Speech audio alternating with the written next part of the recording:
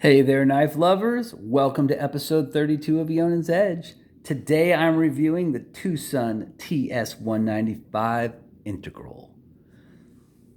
So as always, let's jump right in with some full specs. This is a full titanium integral knife. What does that mean if you are not familiar with that term? It means that the actual back half of the knife, where the scales and the frame lock and stuff are all made from one piece of metal. In this case, high-grade titanium.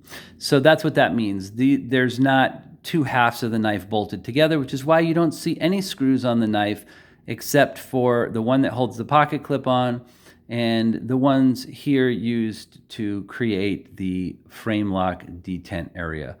Other than that, the knife is screwless, presents a nice clean image. So that is called an integral. It is basically made from one chunk of high-grade titanium. So this knife uses M390 Bowler steel on a flat grind Wharncliffe blade.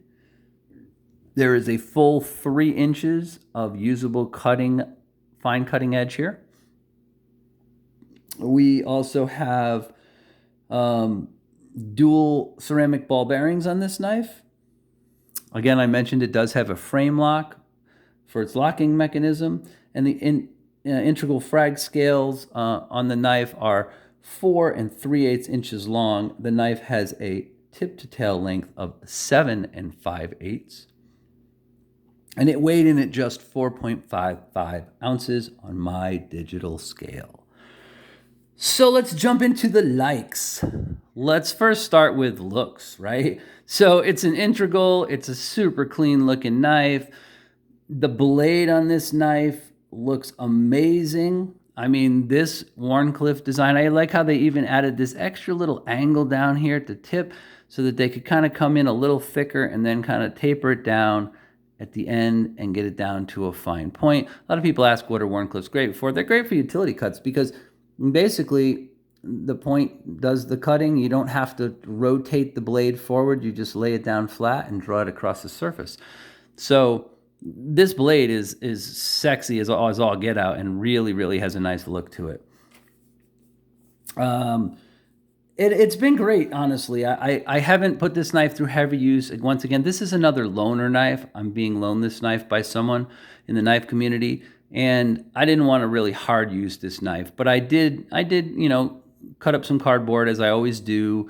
I cut some tie wraps with it. I whittled a little bit of wood into shavings and some branches down and some other stuff just to see what the knife would do. And the thing is, it's a slicing dream. I mean, it just, with this blade steel and this long, flat Wharncliffe design, man, this thing is just fantastic.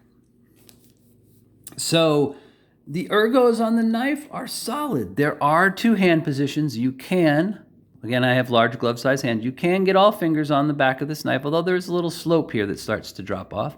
But that is this position, this would be sort of a modified saber Filipino, and that's good. A hammer grip here.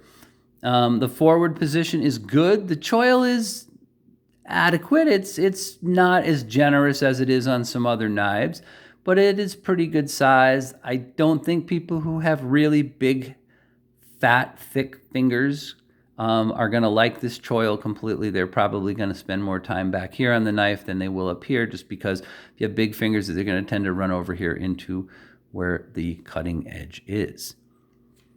But overall, good ergos on the knife. Like I said, 2 good grip positions and a reasonably good size forward choil. The deployment can be done in several ways. I used a flipper tab. The knife fires right out there. The fit and finish, the detent and the lockup on the frame lock is great.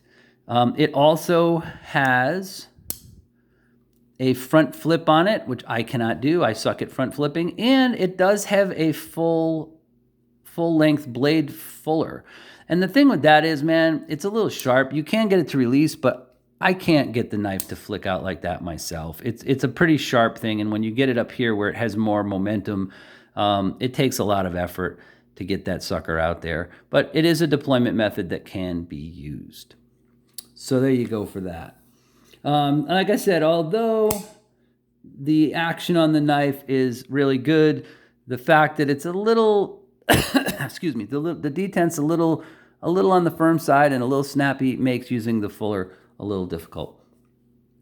Overall, the knife, comparable build quality, is all that stuff is great. I mean, it's a Tucson, and it looks like a Tucson with good blade centering and really good overall quality materials. It's just what you'd expect from this brand. So issues or dislikes. So the first thing I'm going to get to, guys, is something I talk about in all my knife reviews: balance. So maybe it's because it's an integral, I don't know, but the balance point on this knife is more than an inch behind the pivot. It's way back here. This knife is super, there we go, right about there. This knife is super handle heavy. Whew. So it's just super, it really wants to dip down. So this is not a well-balanced knife at all.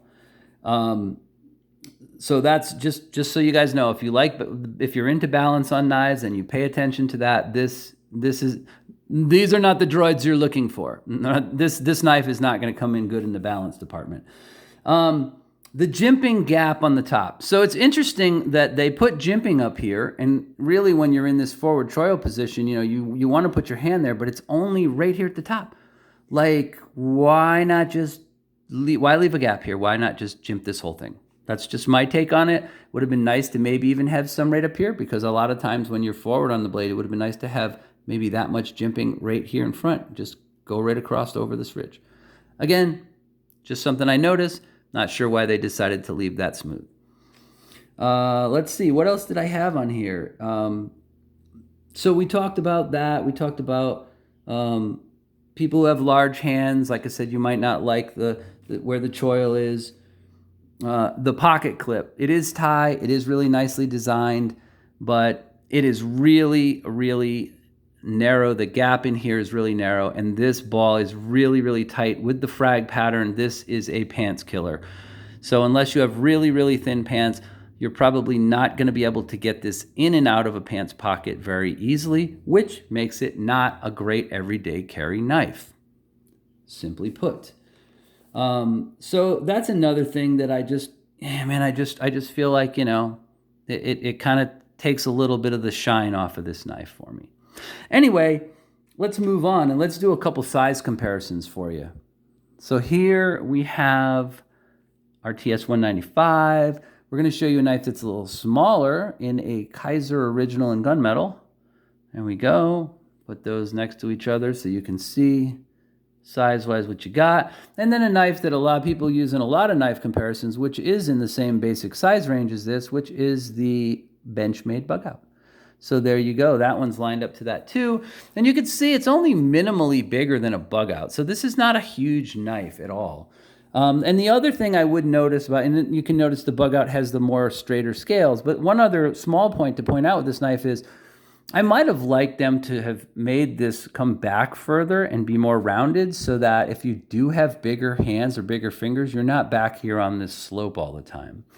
And then the blade fuller, as I mentioned, is very, very sharp. I hope you have really, really calloused or really, really rugged hands if you plan on opening this knife using the fuller. So I'll summarize. The TS195 is a beautifully built integral knife with great fit and finish. I'd expect nothing less from Tucson at this point in time. They've become famous for putting out knives that are great build quality and great materials for not a lot of money. But honestly, it does have its flaws and its quirks. And at $250 plus right now, it's not, in my opinion, a true EDC knife for several of the reasons that I mentioned. And even though I really like it a lot, I don't love it. The blade part of the knife is almost perfect. But again, almost. So you'll have to decide for yourself based upon my review whether you want to fork out $250 plus for this integral, or you want to look elsewhere for your titanium knife nirvana. But that's all I got for you folks. That's my honest review of the Tucson TS TS195. Thank you to Cue Ball for loaning me this knife as well. I greatly appreciate it. I got a chance to handle a knife that I'd always wanted to check out. And there it is. Tucson TS195. I hope this review has been helpful to you. I tried to be as thorough as possible and cover everything I could about the knife. As always, if you like this review, please think about hitting the like button and leaving me a comment or subscribing. Thank you for watching and stay sharp, folks.